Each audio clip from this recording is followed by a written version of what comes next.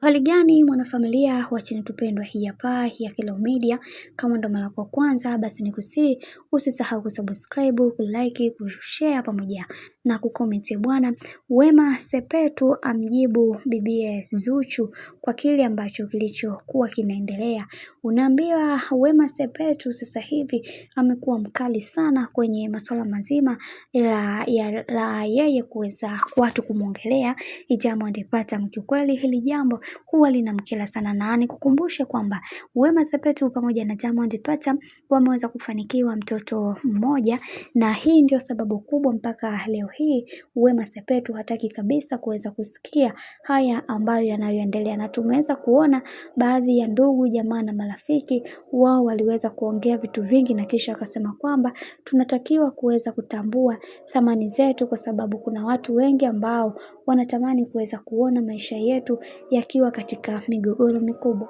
Upande wa Wema Sepetu kiukweli amechukia sana kuweza kuona mume wake anaongelewa, na kwa wakati huu ameweza kuwekeza nguvu zake kubwa kwa bwana mkubwa Diamond Platnumz, kwani Diamond ndio mwanamume ambaye anasema anampenda sana na anatamani kuweza kumuona akiishi naye milele, licha ya kuweza kuvurugana na kuweza kuwafanya watu waendelee kumuongelea vibaya, lakini yeye kwa upande wake ametamani kuweza kuona Diamond Platnumz akiwa katika misingi na mikakati iliyo bora. Na pia tumeweza kuona watu wengi wamemdhihaki sana dada yetu Wema Sepetu, lakini leo hii dada yetu na yeye ameweza kujipatia mwanamume na mtoto pia aliyo bora zaidi. Hili ni jambo jema, na pia anapaswa kuweza kushukuriwa Mungu pekee kwa hii zawadi kubwa ambayo aliweza kupatiwa dada yetu kipenzi ambaye ni Wema Sepetu. Sasa kwa hiki ambacho kinachoendelea, tumeweza kuona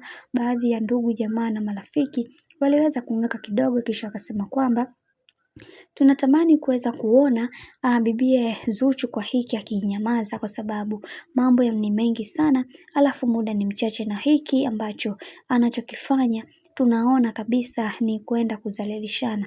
Lakini wacha tuone, kwa sababu kuna watu wengi wanatamani kuweza kuona maisha ya watu yakiwa katika migogoro mikubwa, na tunaamini katika hichi Mungu atasimama na sisi na kila kitu kitakwenda kuwa sawa, kwani tumeshachoshwa na hizi drama ambazo zinazoendelea. Bwana, mambo ni mengi sana kuhusiana na hili sakata zima, lakini wacha nikukumbusha kitu kimoja. Kama ndo mara kwa kwanza kufuatilia channel tupendwa hii hapa ya Kileo Media, basi nikusii usisahau kusubscribe, kulike, kushare pamoja na kucomment, kwani ukifanya hivyo utakuwa umejiweka katika nafasi nzuri ya wewe kuweza kuenjoy na kufurahi pia katika channel tupendwa hii hapa ya Kileo Media.